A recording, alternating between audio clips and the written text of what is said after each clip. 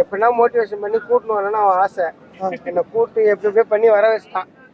Night பூரா தூங்க கிடையாது. என் பொண்ணாட்டே எனக்கு ஏன் இதே வச்சு பார்த்து இவங்ககிட்ட ஃபோன் பண்ணனா இவரை பத்தி பேசுனா கிட்டத்தட்ட 1.25 மணி நேரம் பேசுவேன். கூட்டம் என்னப்பா கிளம்பு அப்பலாம் அப்படியே 2 வீலர் எடுத்தான் வந்து ஓரம் கட்டி விட்டு வந்து தூங்க கூட விடல. டைம் மாடு வாங்கணும் ஆசை. அதுவும் அண்ணன் கையில வாங்கினே மாடு வாங்குறது ஓகே. எந்த நம்பிக்கை என்ன கேக்குறான் நிறைய பாடம் கத்து கொடுத்துறான். அவன் சொல்றது நம்ம இருக்க நம்பிக்கை தான்.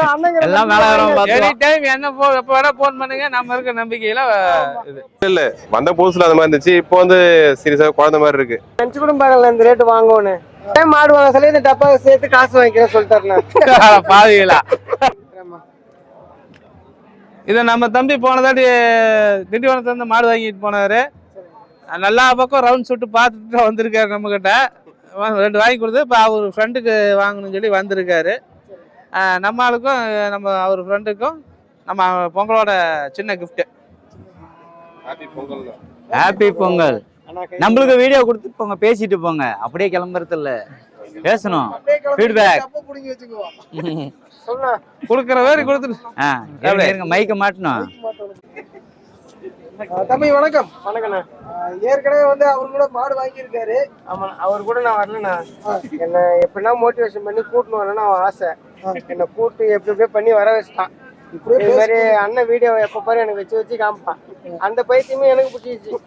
நைட்டு பூரா தூங்க கிடையாது. என் பொண்ணாட்டே எனக்கு ஏன் இதே வச்சு பாத்துக்கிறேன். வாங்கணும்னு முடிவு பண்ணிட்டா போய் வாங்கிடணும். ஏன் அதே பாத்துக்கிறேன்னு என்ன வேற ரொம்ப தலைவலி உண்டாக்கிட்டேன். அப்புறம் மறுபடியும் நான் இவரு சொன்ன மாதிரிதான் என்கிட்ட மட்டும் 1 மணி நேரம் பேசுறேன் அப்படின்னு சொல்லிட்டு சொன்னாரு.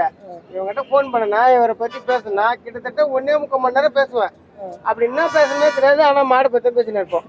அப்புறம் இவருக்கு அதே பேசினு இருப்போம். சரி ஒரு நாள் என்ன வா போவோன்ட்டு நேற்று ஏதாச்சும் நான் சீட்டு எடுத்து இன்னும் காசு தரல. 15 தேதி தான் காசு தருவாங்க. இவன் என்ன அவங்ககிட்ட போய் சீட்டு கார்டு சொல்லிட்டான். நாங்கள் 15 தேதி போனால் காசு கொடுத்தே அவனை இன்னைக்கே கொடுத்துரு அப்படின்னு சொல்லிட்டான்.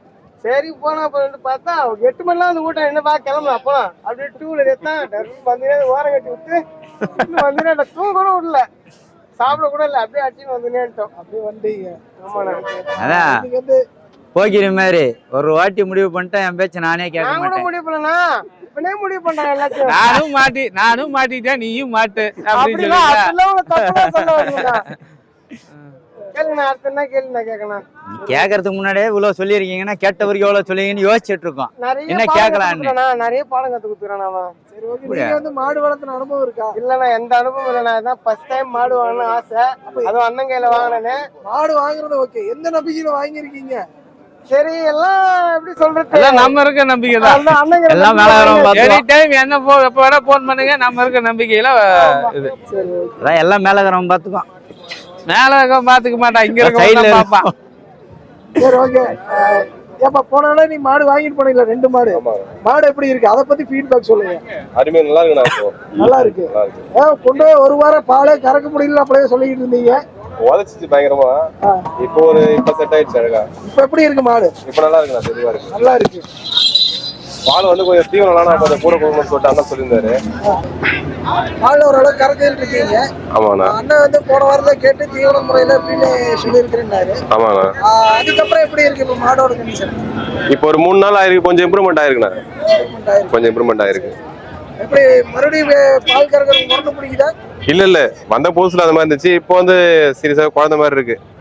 நான் இல்லாம இன்னைக்கு பால் கறக்கலையா வீட்டுல சொன்னாங்க. என்ன காரணம்னால கறக்கல? நான் கூட இல்ல இன்னைக்கு, அதனால கறக்கல. அவங்க அந்த அளவுக்கு மாட்டோட ஒண்ணு செட் ஆயிடுச்சு. ஆமா. இன்னைக்கு வந்து மாடு வாங்கி இருக்காங்க. உங்க நண்பருக்கு வாங்கி கொடுத்திருக்காரு. ஆமா. என்ன பட்ஜெட்ல முடிச்சிருக்கீங்க? எத்தனை கம்மி பண்ணி முடிச்சு கொடுத்தாரு? அவங்க சொன்ன ரேட்டை விட ஒரு 8000 ரூபாய் கம்மி பண்ணி முடிச்சு. நான் நினைச்சு கூட பார்க்கல இந்த ரேட்டு வாங்குவோன்னு. ஏதாச்சும் இது போதும் அப்படின்ற மாதிரி அதிகமா போச்சுன்னா வந்துடலாம். நம்ம பட்ஜெட் கம்மி அப்படியே சார்பா அதுக்கேற்ற மாதிரி கம்மியா முடிச்சு கொடுத்துட்டாரு. ஒன்றும் பிரச்சனை இல்லை. ஆமா, அது வரைக்கும் பாருங்க அந்த மாதிரி தான். ஆமா, அது என்ன மாடுனா? ஆமா, சென மாடு. ஒரு 10 நாள் டைம் சொல்லிடுறாங்க. அப்படி முன்ன பண்ண இருக்கான் அப்படின்னு சொல்லிடுறாங்க. அந்த 10 நாளுக்குள்ளே. சரி ஓகே. அதே மாதிரி இன்னொன்று, இன்னைக்கு முதல் நாள் தைப்பொங்கல். இன்னைக்கு வந்து டப்பா எல்லாத்துக்குமே ஃப்ரீயா கொடுத்துருக்காரு. அதை பத்தி உங்க கருத்து சொல்ல முடியுமா? அடுத்த டைம் மாடு வாங்க சொல்லி இந்த டப்பா சேர்த்து காசு வாங்கிக்கிறேன் சொல்லிட்டாருண்ணா. பாதிகளா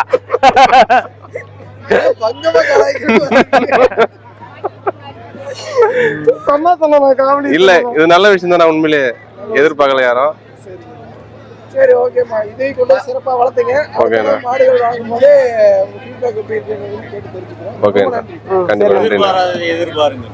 மக்களுக்கெல்லாம் நிறைய கொடுத்தோம். ஆனா இந்த தடவை சரிங்க.